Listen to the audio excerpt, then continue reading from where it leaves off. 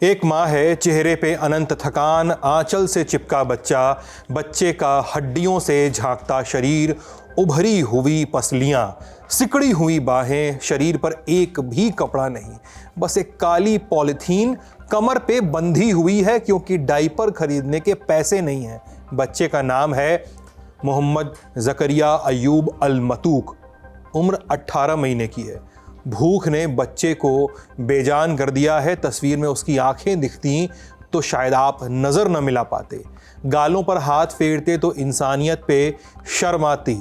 बच्चे की ये तस्वीर फोटोग्राफर अहमद अल आरिनी ने 21 जुलाई को खींची है, गजा के एक तंबू के अंदर। अहमद ने बीबीसी से कहा कि मैं चाहता था कि दुनिया देखे कि भूख कैसे दिखती है। ये तो सिर्फ एक तस्वीर है, लेकिन गजा में भूख से जुड़ी ऐसी ही तस्वीरें अब हर तरफ हैं और शायद इसी वजह से इजराइल को दुनिया के कई देश अब कहने लगे हैं कि बस करो, रोक दो अब ये जंग। 7 अक्टूबर 2023 को हमास के अटैक के बाद जो साथ उसे मिला था वो अब कम हो रहा है। 25 जुलाई को फ्रांस के राष्ट्रपति इमैनुअल मैक्रोन ने भी ऐलान कर दिया है कि सितंबर 2025 में फ्रांस फिलिस्तीन को राष्ट्र की मान्यता देगा। फ्रांस ऐसा करने वाला संयुक्त राष्ट्र सुरक्षा परिषद का पहला स्थायी सदस्य और G7 का पहला देश होगा। इस फैसले से पश्चिमी दुनिया थोड़ी चौंकी है। इस पर इजराइल के प्रधानमंत्री बेंजामिन नेतन्याहू ने कहा है कि ये आतंक का इनाम है। अमेरिका के विदेश मंत्री मार्को रूबियो बोले कि ये गैर जिम्मेदाराना कदम है। कई प्रतिक्रियाएं हैं जो आज हम जानेंगे। साथ ही जानेंगे कि फ्रांस का ये फैसला क्या अहमियत रखता है, इससे क्या बदलेगा, क्या और भी देश फिलिस्तीन को मान्यता देंगे और क्या इजराइल अंतर्राष्ट्रीय समुदाय में अकेला पड़ रहा है। इसके बाद चलेंगे मालदीव, जहां प्रधानमंत्री नरेंद्र मोदी पहुंचे हुए हैं। नमस्ते, हम हैं सिद्धांत और आप देख रहे हैं ललन टॉप का अंतर्राष्ट्रीय प्रसंगों से जुड़ा रोजाना का कार्यक्रम दुनियादारी। Brought to you by Sharda University and Bajaj Freedom, where the software engineer meets the cool UI UX designer. The world comes together at Sharda University. Emmanuel Macron ने एक्स पर पोस्ट किया कि फ्रांस फिलिस्तीन को मान्यता देगा। यह भी बताया कि ये मान्यता सितंबर 2025 में संयुक्त राष्ट्र महासभा के 80वें सत्र में दी जाएगी।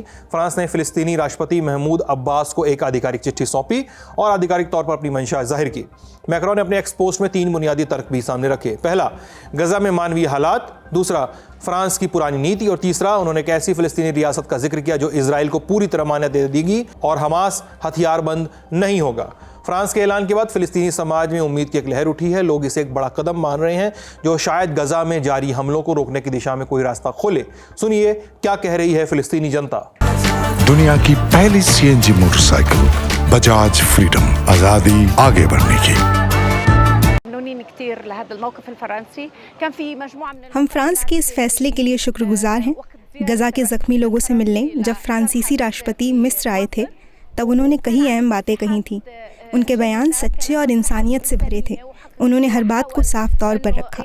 हमें उम्मीद है कि इस मान्यता से गजा पट्टी में हो रही हत्या रुकेगी और ये भी कि इस मान्यता के बाद यूरोप और दुनिया के कई और देश भी फिलिस्तीन को मान्यता देंगे।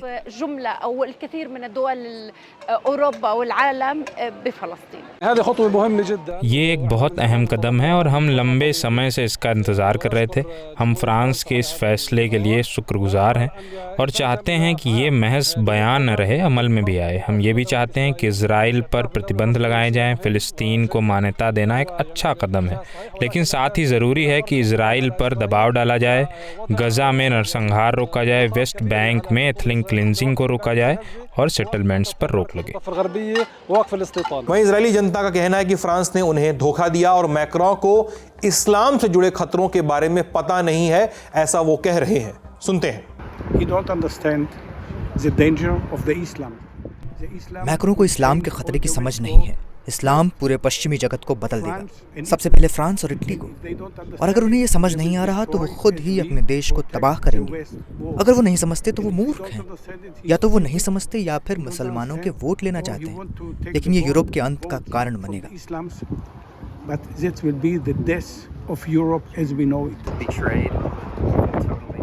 मुझे लगता है कि यूरोपीय देशों ने हमें धोखा दिया है। बिल्कुल साफ तौर पर ये एक धोखा है। मैं उम्मीद करता हूँ कि और देश मैक्रो के नक्शे कदम पर नहीं चलेंगे। मेरा मानना है कि उन्होंने जो किया है वो फ़िलिस्तीनियों और हमारे बीच समाधान की कोई राह नहीं बनाता। मैं बहुत निराश और दुखी हूँ। फ्रांस के लोगों में इस फैसले को लेकर राय बटी हुई है। कुछ लोग मैक्रों के फैसले का स्वागत कर रहे हैं तो कुछ इसे आधा अधूरा कदम मान रहे हैं, और कुछ ऐसे हैं जो कह रहे हैं कि मान्यता बाद में पहले गजा के लोगों की जान बचाइए। अक्टूबर 2023 तक 800 अकादमिक लोग नरसंहार की आशंका जता चुके थे और मैक्रोन साहब को फिलिस्तीन को मान्यता देने में 2 साल लग गए। हम इस कदम का स्वागत करते हैं, लेकिन एक बार फिर ये अधूरा लगता है क्योंकि अभी तक ये मान्यता दी नहीं गई है। आज सबसे ज़रूरी बात फिलिस्तीन को मान्यता देना नहीं है। सबसे बड़ा मसला ये है कि गजा के लोग अब गायब होने की कगार पर हैं। अगर कुछ नहीं किया गया तो गजा के सभी लोग जल्द ही मारे जाएंगे। वो अब भुखमरी के आखिरी दौर में है। हालत बेहद ख़राब है। मुझे नहीं लगता कि लोग समझ रहे हैं कि गजा की 85% आबादी तबाह हो चुकी है। ये नक्शा देखिए, इसमें हरे रंग में रंगे हुए देश हैं फिलिस्तीन को एक संप्रभु राष्ट्र मानने वाले। दुनिया के 193 देशों में से 147 अब तक ऐसा कर चुके हैं, यानी कुल वैश्विक समुदाय का 3/4 हिस्सा। इनमें भारत भी शामिल है। साल 2024 में ही कई और देश इस कतार में जुड़े। Armenia, Slovenia, Ireland, Norway, Spain, Bahamas, Trinidad and Tobago, Jamaica और बारबाडोस। लेकिन कुछ बड़े नाम अब भी इस कदम से पीछे हटे हुए हैं, जैसे यूएस, ब्रिटेन, ऑस्ट्रेलिया, जर्मनी और भी कई सारे देश। क्यों? क्योंकि ये सभी इजराइल को एक मजबूत रणनीतिक साझेदार मानते हैं। उनकी राजनीति में, उनके हथियारों की खरीद फरोख्त में, उनकी कूटनीति में इजराइल की अहम जगह रही है। वहीं गजा की इस्लामी हुकूमत से उनके मतभेद रहे हैं। वेस्ट बैंक की फिलिस्तीनी अथॉरिटी को वो कमज़ोर समझते रहे हैं, इसलिए गजा के समर्थन में आवाज़ मध्यम ही रही। इजराइल वेस्ट बैंक में अपनी बस्तियां बसाता, पश्चिमी देशों से कुछ बयान आते, फिर सब शांत। यही व्यवस्था दशकों से चलती आ रही है।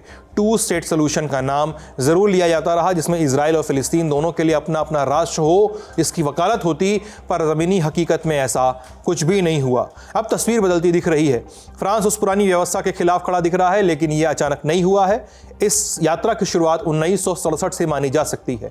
इस बरस मिडिल ईस्ट का नक्शा पूरी तरह बदल गया था। इजराइल और अरब देशों के बीच 6 डे वॉर हुई थी। इजराइल ने उस जंग में ईस्ट जेरूसलम, वेस्ट बैंक और गजा तीनों पर ही कब्जा जमा लिया। उससे पहले फ्रांस इजराइल के साथ खड़ा था। 1956 का सुएज क्राइसिस याद कीजिए।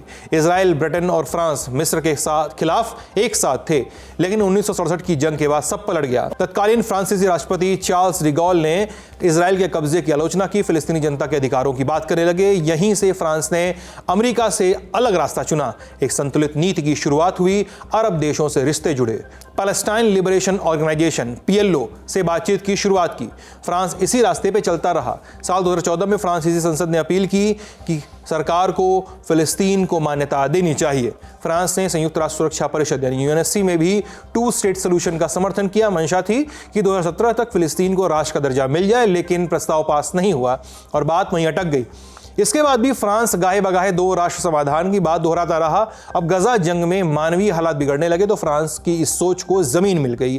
साल 2025 की शुरुआत से ही फ्रांस ने ऐसे संकेत देने शुरू कर दिए थे। फरवरी 2025 में मैक्रो ने कहा था कि फिलिस्तीन को मान्यता देना हमारे लिए कोई टैबू नहीं है, यानी ऐसा नहीं है कि फ्रांस इस बारे में सोच ही नहीं सकता। अब अप्रैल 2025 में वो और आगे बढ़े, कहा कि हम फिलिस्तीन को मान्यता देने के लिए तैयार हैं और जल्द ही ये कदम उठाया जाएगा। मई 2025 आते आते अब पश्चिमी देशों में इजराइल के समर्थन को लेकर फूट दिखने लगी। एक तरफ अमेरिका इजराइल का खुलेआम समर्थन करता रहा और दूसरी तरफ इसी महीने फ्रांस, ब्रिटेन, कनाडा और कई एक और देशों ने एक साझा बयान जारी किया। इसमें इजराइल के नीतियों की निंदा की गई, गजा में राहत सामग्री पर लगी रोक की आलोचना की गई और उन सैकड़ों लोगों की मौत पर सवाल उठाए गए जो राशन लेते हुए मारे गए थे। अगले महीने 17 से 20 जून के बीच सऊदी अरब में एक बड़े सम्मेलन की तारीख तय थी, जिसे फ्रांस और सऊदी अरब मिलकर होस्ट करने वाले थे। मंशा कि फ्रांस और सऊदी मिलकर अपने दूसरे सहयोगियों को भी जोड़ेंगे और एक साझा मान्यता की राह बनेगी।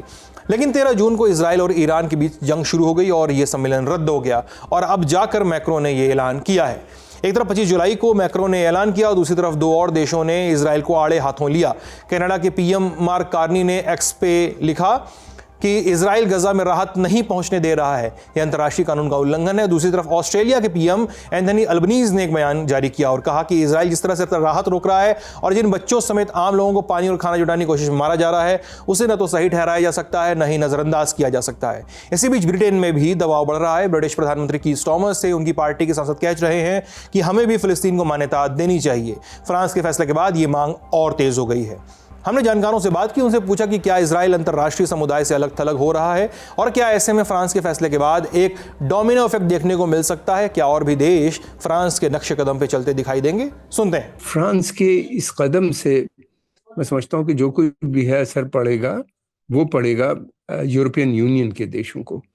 इसी के यूरोपियन यूनियन के भी जो देश हैं वो भी वचनबद्ध हैं यूएन रेजोल्यूशन से, लेकिन वो कोई ना कोई बहाने से पोस्टपोन कर देते हैं मसले को। ये मसला तो काफ़ी पहले तय हो गया था, अमेरिका में तय हुआ था, 2 स्टेट सोल्यूशन की अराफात गए थे और वहाँ पे ओस्लो अकॉर्ड फिर उसके बाद तय हुआ था, साइन हुई थी, फिर बाद में वो नहीं हो पाया, आगे नहीं बढ़ पाया और बाद में फिर जब से नेतन्याहू आए उन्होंने इनकार कर दिया कि इन ज़मीन यही नहीं बल्कि वो ग्रेटर इजराइल की बात शुरू हो गई। इस वक्त दुनिया भर में गजा को लेकर गुस्सा बढ़ा हुआ है। भूख और बर्बादी की तस्वीरें हर जगह तैर रही हैं। जैसा हमने आपको शुरुआत में भी दिखाया, बच्चे मारे जा रहे हैं। यूनाइटेड नेशंस की एजेंसी UNRWA का कहना है कि गजा में हर 5 में से 1 बच्चा कुपोषण का शिकार है और ये आंकड़ा हर दिन बढ़ रहा है। 24 जुलाई को एक बयान में UNRWA के कमिश्नर जनरल फिलिप लजारिनी ने बताया कि गजा में लोग चलते फिरते मुर्दे हैं। इसके अलावा अब तक 100 से ज़्यादा अंतर्राष्ट्रीय राहत संगठन और मानवाधिकार संस्थाएं कह चुकी हैं कि गजा में सामूहिक भुखमरी का खतरा है। इजराइल का कहना है कि कोई घेराबंदी नहीं है, वो सारा इल्जाम हमास पर डालता है। मार्च 2025 की शुरुआत में इजराइल ने गजा में राहत सामग्री पर पूरी तरह रोक लगा दी। लगभग 2 महीने तक कुछ भी नहीं पहुंचा, फिर थोड़ी ढील दी गई, लेकिन हालात तब तक बदतर हो चुके थे। भोजन, ईंधन और दवाओं की कमी और भी गहरी हो गई। इसके बाद इजराइल ने अमेरिका के साथ मिलकर एक नई व्यवस्था खड़ी की, गजा ह्यूमैनिटेरियन फाउंडेशन GHF, लेकिन हालात सुधरे नहीं बल्कि और भयावह हो गए। यूनाइटेड नेशंस के मुताबिक पिछले 2 महीनों में खाना लेने गए 1000 से ज़्यादा फिलिस्तीनी मारे गए हैं। इनमें से 766 मौतें GHF के 4 डिस्ट्रीब्यूशन सेंटर्स के आसपास हुई। इसके अलावा UN और दूसरी राहत एजेंसियों के काफिलों के पास भी 288 लोगों की मौत हुई है। आज ही के दिन यानी 25 जुलाई को ही कतर की राजधानी दोहा में संघर्ष विराम पर जो बातचीत चल रही थी वो अब भी अधर में लटकी दिखाई दे रही है। अमेरिका और इजराइल दोनों देशों के वार्ताकार कतर से लौट गए हैं। अमेरिकी विशेष दूत स्टीव विटकॉफ ने बयान जारी किया है, हम अपनी टीम को दोहा से वापस बुला रहे हैं। हमें जो ताज़ा जवाब हमास से मिला है उससे साफ है कि उन्हें संघर्ष विराम में कोई दिलचस्पी नहीं है। इजरायली सरकार ने अपने हटने की कोई वजह नहीं बताई। उधर हमास ने भी नाराज़गी जताई, कहा कि हमें विटकॉफ के बयान पर हैरानी है, हम तो बातचीत आगे बढ़ाना चाहते थे। अब किसकी बात सही है ये कहना मुश्किल है, लेकिन जो तय है वो ये कि गजा में जंग जल्दी रुकती नहीं दिख रही है। इस खबर पर हमारी नज़र बनी रहेगी। फिलहाल सुर्खियों का रुख करते हैं। पहली सुर्खी, प्रधानमंत्री नरेंद्र मोदी 2 दिन के दौरे पर मालदीव पहुंच गए हैं। राष्ट्रपति मोहम्मद मोइजू ने उनका स्वागत किया। 26 जुलाई को पीएम मालदीव के 60वें इंडिपेंडेंस डे सेरेमनी में मुख्य अतिथि के तौर पे शामिल होंगे। भारत और मालदीव के राजनीतिक संबंधों को भी 60 साल पूरे हो गए हैं, इसका भी जश्न मनाया जाएगा। राष्ट्रपति मोइजू मालदीव की पीपल्स नेशनल कांग्रेस पार्टी से आते हैं और चीन के समर्थक भी माने जाते हैं। बीते कुछ सालों में भारत और मालदीव के रिश्ते उतार चढ़ाव बढ़े रहे हैं। ऐसे में यात्रा जो है अहम मानी जा रही है। अगर दोनों देशों के बीच रिश्तों की बात करते हैं तो हम कुछ बानगी पेश करना चाहेंगे। साल 2023 में मोइजू ने इंडिया आउट नारे के साथ चुनाव जीता। पार्टी ने मालदीव में भारतीय सैनिकों की मौजूदगी पर सवाल उठाए। दरअसल भारत ने मालदीव को 2 हेलीकॉप्टर और एक सैन्य विमान गिफ्ट किया था। इसे ऑपरेट करने की ट्रेनिंग के लिए भारतीय सैनिक मालदीव में तैनात थे। इसी साल दुबई में UN COP28 सम्मेलन में पीएम मोदी और मोइजू की मुलाकात हुई। ये रिश्तों में सुधार की शुरुआत भर थी। फिर 2024 की शुरुआत में मालदीव के कुछ मंत्रियों ने पीएम मोदी की लक्षद्वीप यात्रा के खिलाफ अपमानजनक टिप्पणी कर दी। इसके बाद भारत में बायकॉट मालदीव कैंपेन शुरू हो गया। इसका असर मालदीव टूरिज्म पर भी दिखाई दिया। जनवरी 2024 में मोइजू चीन की यात्रा पे गए। उन्होंने कहा कि मालदीव छोटा देश हो सकता है लेकिन कोई इसे धमका नहीं सकता। मोइजू ने मई 2024 तक भारतीय सैनिकों को हटाने की मांग की, जिसके बाद भारत ने सैनिकों को बुलाकर उनकी जगह टेक्नीशियन भेज दिए। अक्टूबर 2024 मोइजू भारत यात्रा पे आए। दोनों देशों में $750 मिलियन की करेंसी स्वैप डील हुई। ये एक ऐसा समझौता है जिसमें 2 देश अपनी अपनी करेंसी को निश्चित सीमा तक आपस में अदला बदली कर सकते हैं ताकि पैसों की कमी होने पे तुरंत विदेशी करेंसी को का एक्सेस मिल सके। अब मई 2025 में भारत ने मालदीव के $50 मिलियन के ट्रेजरी बिल को रोल ओवर किया, यानी इसका मतलब ये हुआ कि भारत ने मालदीव को जो कर्ज दिया था उसे चुकाने की समय सीमा बढ़ा दी। मालदीव भारत का करीबी पड़ोसी है, ऐसे में नेबरहुड फर्स्ट पॉलिसी के तहत भारत उसे अहम साझेदार मानता है। विदेश सचिव विक्रम मिस्री इस यात्रा के बारे में पहले भी कह चुके हैं कि महासागर क्षेत्र के लिए भारत ने जो विजन तय किया है, यानी क्षेत्रीय सुधार और विकास के लिए आपसी साझेदारी, मालदीव उसमें केंद्रीय भूमिका निभाता है। अगली सुर्खी, अब पाकिस्तान और बांग्लादेश के राजनयिक और सरकारी पासपोर्ट धारक दोनों देशों में बिना वीजा के यात्रा कर सकेंगे। ये फैसला 23 जुलाई को बांग्लादेश की राजधानी ढाका में लिया गया। इस हाई लेवल मीटिंग में पाकिस्तान के गृह मंत्री मोहसिन नकवी और बांग्लादेश के गृह मामलों के सलाहकार जहांगीर आलम चौधरी शामिल थे। हालांकि कब से लागू होगा इसकी तारीख अभी सामने नहीं आई है। इसके अलावा दोनों देशों की पुलिस अकादमियों के बीच एक्सचेंज प्रोग्राम भी शुरू किया जाएगा। इसके लिए बांग्लादेश का एक प्रतिनिधि पाकिस्तान के इस्लामाबाद में नेशनल पुलिस अकेडमी का दौरा करेगा। इकोनॉमिक टाइम्स ने बांग्लादेश और पाकिस्तान के रिलेशन से जुड़े सोर्सेस के हवाले से बताया है कि इस फैसले से भारत की पूर्वी और उत्तर पूर्वी सीमाओं पर खतरा बढ़ सकता है। पाकिस्तानी खुफिया एजेंसी ISI के अधिकारी बांग्लादेश में एक्टिव हो सकते हैं और बांग्लादेश में पाकिस्तानी अधिकारियों की मौजूदगी से भारत विरोधी इस्लामी ग्रुप्स भी वहां पर एक्टिव हो सकते हैं। बांग्लादेश के home affairs adviser Mohammad Jahangir Alam Chowdhury Bharat विरोधी रवैये के लिए जाने जाते हैं। वे भारत के खिलाफ कड़े और तीखे बयान देते रहते हैं। अगली सुर्खी, थाईलैंड और कंबोडिया के बीच सैन्य संघर्ष का आज दूसरा दिन है। सीमा पर झड़प अब भी जारी है। इस बीच थाईलैंड ने बातचीत से मसले को सुलझाने का प्रस्ताव रखा है और यह भी कहा है कि वो मलेशिया की मध्यस्थता से भी इनकार नहीं कर रहे हैं। अगर कंबोडिया इस मसले को बातचीत से सुलझाना चाहे तो हम तैयार हैं, चाहे वो सीधी बातचीत हो या मलेशिया के जरिए, हम तैयार हैं। लेकिन अब तक इस पर हमें कोई जवाब नहीं मिला है।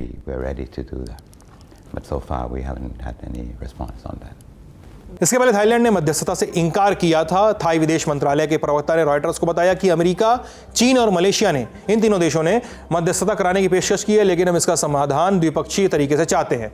इसी दिन थाईलैंड के कार्यवाहक प्रधानमंत्री फुमथाम वेचायाचाई ने कहा था कि स्थिति बिगड़ती है तो ये झड़प जंग में बदल सकती है। 2 दिन से जारी संघर्ष में सीमा के करीबी इलाकों से 1.5 लाख से ज्यादा लोग विस्थापित हुए हैं। जानमाल के नुकसान पर थाईलैंड ने आंकड़ा भी जारी किया है। 25 जुलाई 2025 की सुबह 9 बजे तक के आंकड़ों के मुताबिक 14 नागरिकों की मौत हुई है। गंभीर रूप से घायल लोगों की संख्या 7 है। 13 लोग मॉडरेटली इंजर्ड हैं और 11 लोगों को हल्की चोटें लगी हैं। कुल मिलाकर 45 नागरिक इस संघर्ष से प्रभावित हुए हैं।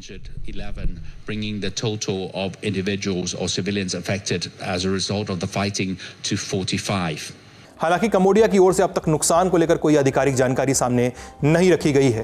कंबोडिया के रक्षा मंत्रालय ने आरोप लगाया है कि थाईलैंड की सेना ने क्लस्टर म्यूनिशन का इस्तेमाल किया है। ये अंतर्राष्ट्रीय कानून का उल्लंघन है। क्लस्टर बम एक बड़े बम या मिसाइल के अंदर पैक किए जाते हैं। जब मिसाइल अपने लक्ष्य के नज़दीक पहुंचती है तो उसका वॉरहेड यानी विस्फोटक आगे वाला हिस्सा हवा में खुल जाता है। इससे छोटे छोटे बम निकलते हैं जो एक बड़े क्षेत्र में बिखर जाते हैं और ज़मीन पर गिरकर विस्फोट करते हैं। इस हथियार के इस्तेमाल को रोकने के लिए 2008 में convention on cluster munition CCM संधि लागू की गई थी। अब थाईलैंड में भारतीय हाई कमीशन ने फिलहाल तनाव के मद्देनजर भारतीय नागरिकों को थाईलैंड के कुछ प्रांतों की यात्रा न करने की सलाह दी है। इस बाबत भारतीय यात्रियों के लिए tourism authority of Thailand channel पे अपडेट्स जारी किए जा रहे हैं। आज का दुनियादारी यहीं तक। अपना ख्याल रखिएगा, स्वस्थ रहिएगा। बहुत बहुत शुक्रिया।